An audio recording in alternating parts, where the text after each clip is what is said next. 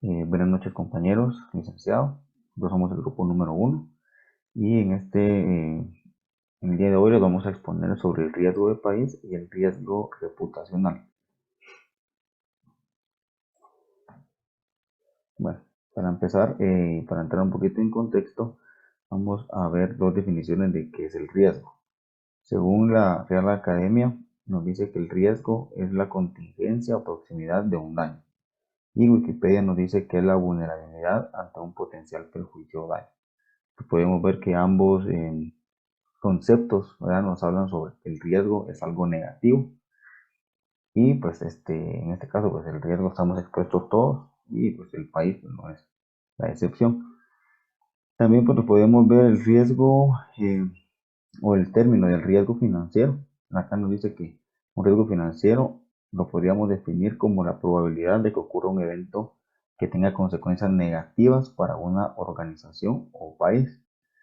Y pues acá tenemos ahora el riesgo país. Dice que el riesgo de sufrir pérdidas causadas por acontecimientos acaecidos en un país extranjero. También dice que entre mayor sea el riesgo país, mayor va a ser la probabilidad de un incumplimiento soberano y mayor será el costo de financiamiento nacional o internacional de las empresas al interior del país. También pues nos dice que a mayor riesgo, ¿verdad? Que es lo que pues, a mayor riesgo se aumenta la especulación, ¿verdad? Y sobre esta situación que vive ciertos países, y esto pues, va a generar una menor inversión, ¿verdad? Ya que los inversionistas pues, tendrán que analizar si la situación del país pone en riesgo o no su inversión. Y esto lo que hace es disminuir la inversión en un país. Riesgo político. Nos dice que es la posibilidad de quebrantos patrimoniales debido a la actuación gubernamental o a las fuerzas políticas y sociales del país anfitrión o de países vecinos que puedan afectar a este. Esto pues, se puede dividir en político estricto y riesgo administrativo. Acá pues en este riesgo político podemos tener como ejemplo todos aquellos acontecimientos que ocurren en un país. En el caso de Nicaragua, bueno, Nicaragua pues tiene muy poca inversión extranjera por los problemas políticos a los cuales ellos se enfrentan y pues, esto viene de décadas. El riesgo político estricto, reconocido como riesgo sociopolítico, se refiere a los efectos negativos producidos por acciones gubernamentales específicas dirigidas contra una empresa determinada. Pero acá nos vamos a enfocar en cinco posibilidades, ¿verdad? Que el riesgo político va a afectar a una empresa extranjera. Dice que está la posibilidad de expropiación o nacionalización de sus activos. Está la posibilidad de que se restrinja o prohíba la repatriación de sus capitales, dividendos o intereses. En este caso, pues que al país se le niegue el derecho de poder retirar su capital o las utilidades que él haya obtenido. También está la posibilidad de que aumente la fiscalidad, en la que pues el país, ¿verdad? O los gobernantes decidan subirle una tasa de interés o una tasa de impuestos a ciertas empresas extranjeras, que eso pues al final va a afectar la operación de la empresa y en un momento pues tenga que retirarse del país si ya no es rentable para ellos operar. Está la posibilidad de que el gobierno altere los derechos de las empresas extranjeras para beneficiar a las empresas locales y la posibilidad de que convulsiones sociales dañen los activos de las empresas extranjeras. El riesgo administrativo. Dice que se refiere a las implicaciones que las acciones de gobierno o posibles cambios en la política de un país puedan tener sobre el grado de libertad del sistema económico privado y particularmente en las operaciones de las empresas extranjeras. Eh, pues acá también nos dice que el riesgo administrativo va a afectar la trayectoria política del gobierno, ¿verdad? Y este va a ser un dato muy importante para evaluar el riesgo administrativo. Pues las empresas van a tener que tener muy en cuenta la trayectoria que el país ha tenido, ¿verdad? Para poder ver si invierten o no.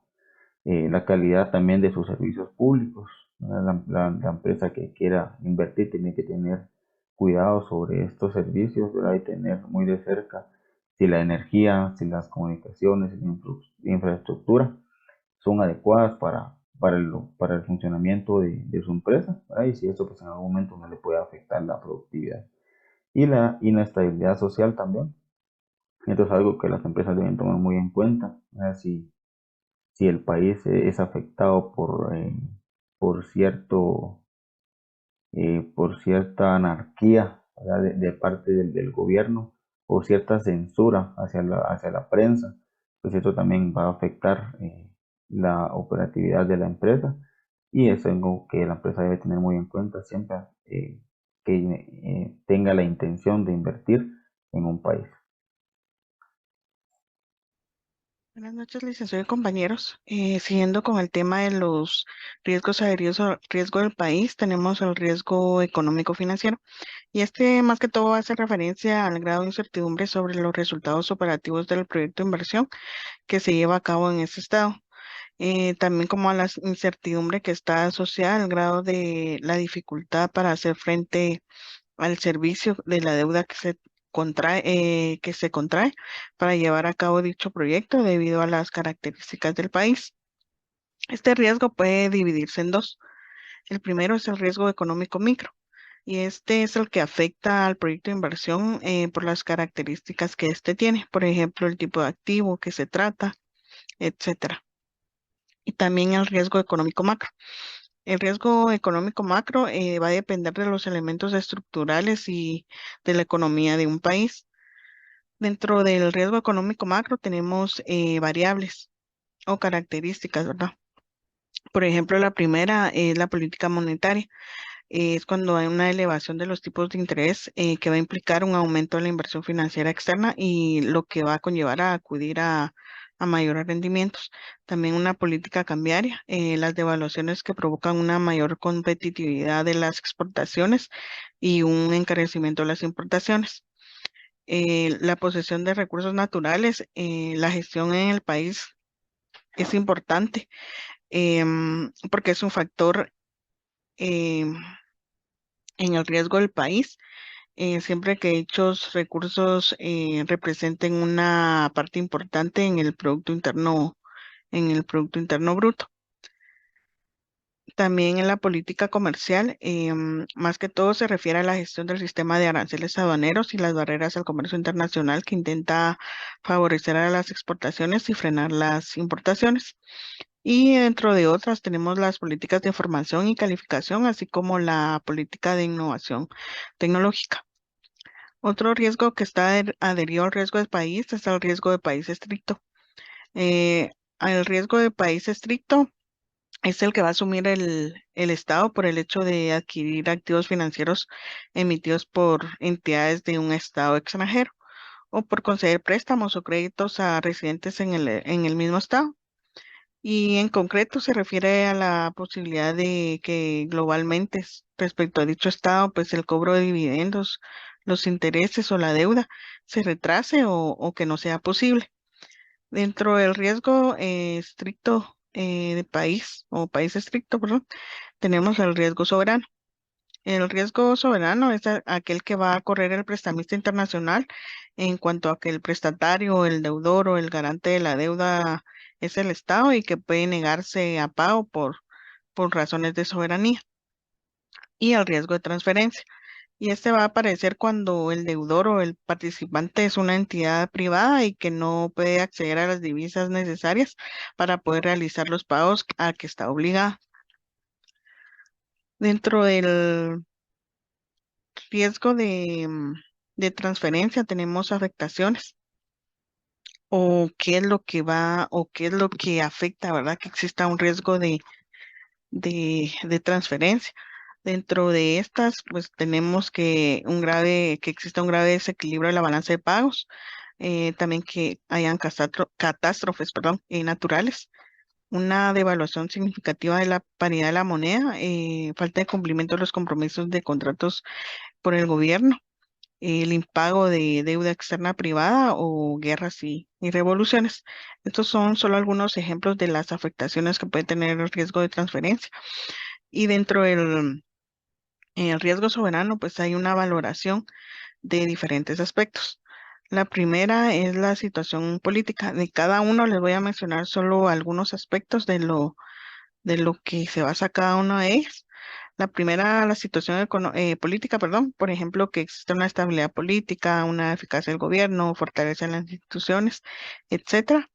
En la situación macroeconómica, la tasa de inflación, la tasa de crecimiento económico y volatilidad, el saldo del sector público y los niveles de deuda pública. En la estructura económica, que exista una diversificación productiva, una dependencia energética, que exista una movilidad social y el tamaño del país.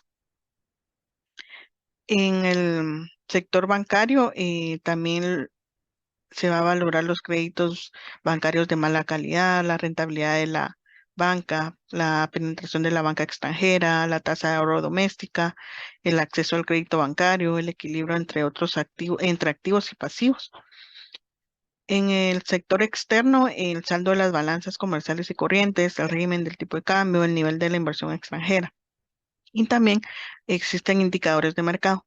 Dentro de ellos podemos mencionar ENVI, que es el riesgo de impago del país, y rating soberano a largo plazo en la moneda extranjera, que hay agencias que van a calificar al país. Dentro de ellas podemos mencionar Moody y hay otras dos más, pero como ejemplo podemos mencionar Moody. Acá estaríamos finalizando con el tema de riesgo de país y los dejo con mi siguiente compañero. Muchas gracias. Buenas noches, licenciado y compañeros presentes.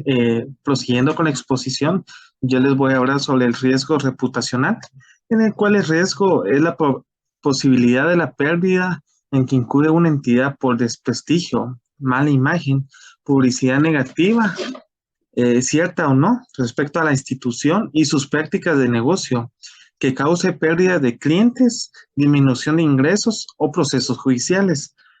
También la EIC considera el riesgo reputacional como un riesgo de negocio que se debe monitorear en su conducta de negocios.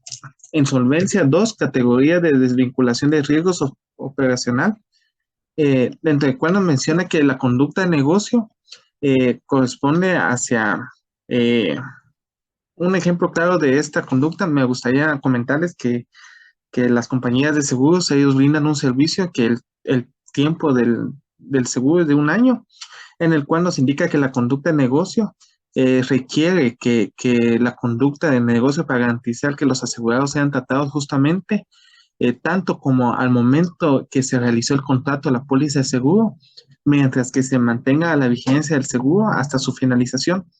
Esa es una política que ellos mantienen para garantizar la reputación correspondiente. También tenemos lo que es el riesgo reputacional de la reputación corporativa, en el cual en este nos indica que existe varias facetas. Una es la responsabilidad social de la empresarial, la responsabilidad que tienen las empresas o las entidades con lo demás, con la población. Lo más adecuado es manejar políticas o realizar algún tipo de proyecto social para ayuda a la población. El código de ética empresarial, este sí es el más común, que la mayoría de empresas manejan un código de ética interno en el cual se alinean, hay lineamientos y reglas de la conducta entre sí. También tenemos el código relacional laboral, este es como un apoyo al código de ética, pues está más relacionado a las relaciones entre los sectores de trabajo. Tenemos la política medioambiental, este es muy importante para que vean que la institución o la empresa eh, cuide el medio ambiente, que tenga políticas de gestiones ambientales. Un ejemplo, hay varias instituciones que tienen campañas de sembrar árboles. Esto ayuda a la reputación corporativa. Y por último, la política de imagen pública. La mayoría de los bancos manejan esta imagen pública, que todos tengan ciertos lineamientos, como el código de ética, son lineamientos de imagen, porque las instituciones tienen que presentar una imagen de solidez, de amabilidad y sobre todo de educación. Esto es lo que mantiene estas imágenes públicas. Muchas gracias. Buenas noches a todos. Siguiendo con la exposición, les hablaré de la gestión del riesgo reputacional. Para esto necesitamos saber el origen del riesgo reputacional. Se deberá recordar que el riesgo reputacional se deriva de la materialización de otros riesgos y de su gestión inadecuada. por lo que para gestionar adecuadamente este riesgo, será necesario que primero se gestione adecuadamente los riesgos que lo provocan. ¿Quiénes son los responsables de mitigar este riesgo? La coordinación de todos los medios necesarios para lograr y mantener la reputación corporativa puede exigir la creación de órganos especializados, aunque la responsabilidad final corresponde al Consejo de Administración de la entidad.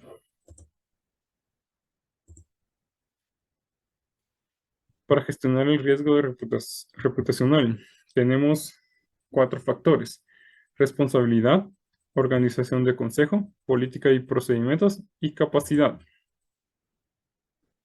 En el factor de responsabilidad encontramos las estrategias de negocio, fijar valores corporativos, definir estructura organizacional, plan de remuneración, aprobar políticas de gestión, supervisar la alta dirección, supervisar gestión de riesgos y mecanismos de control interno. En organización de consejo encontramos documentación, estatutos, reglamentos del consejo y comités, compromiso, que sería la dedicación, revisión de desempeño, revisión de funciones, revisión de actas. En políticas y procedimientos encontramos código de buena conducta, valores básicos de la organización. En capacidad encontramos cantidad adecuada de colaboradores, cantidad conforme del consejo de administración, perfiles adecuados de los responsables, autonomía del comité y programas de capacitación. También les mencionaré algunos ejemplos de algunos riesgos que podemos mitigar con estos 4 factores. Miembros de la alta dirección que incurren en conductas poco éticas. Esto lo podemos mitigar con la responsabilidad y organización, mediante la supervisión de la alta dirección y revisión de desempeño. También tenemos empleados que representan mal la marca de la entidad. Esto lo podemos mitigar con la capacidad mediante los perfiles adecuados. También tenemos la mala conducta individual de los empleados hacia los clientes.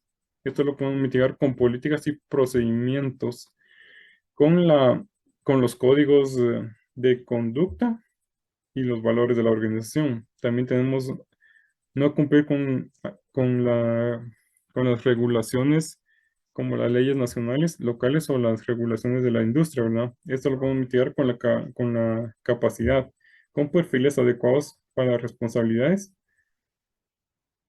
Muchas gracias. Buenas tardes, compañeros. Yo les voy a hablar sobre el ENVI. El ENVI es un indicador de riesgo país, y fue creado por el banco JP Morgan en 1990 y fue utilizado en los mercados financieros por su facilidad para ser interpretado. De tal forma, es un número elevado significa un alto nivel de riesgo relativo, y de forma inversa. Entre menor sea el número, menor es el riesgo país.